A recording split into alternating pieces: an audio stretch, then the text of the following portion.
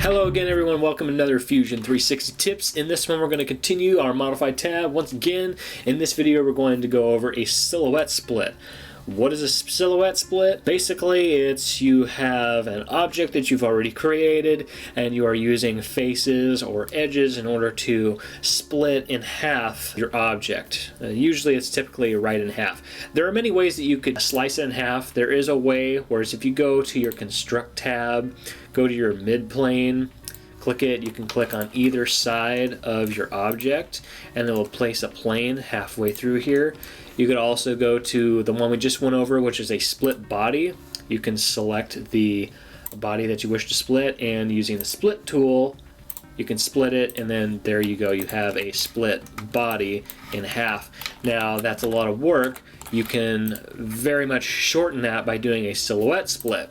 So a silhouette split works like this. You have your different planes that you want to do. Let's say you want to cut this box in half this way along here. So basically we're going to cut it along this plane, right? So if we were to make a copy and drag this down, this is how it would be split. So once you have that selected, you would go to your target body, and for this we will go to split solid body, hit OK, and as you can see, directly in half it has placed a cut.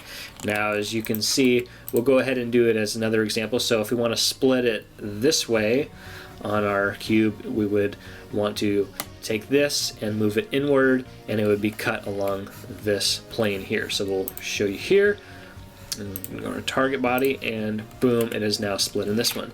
You can also use edges just as well as faces. So if you want it to be cut along this plane here, it's going to cut it like here. So we'll highlight our edge. It's going to highlight it this way. We're going to select our body, and so it's as if you were to draw a line perpendicular to it, draw it down and around.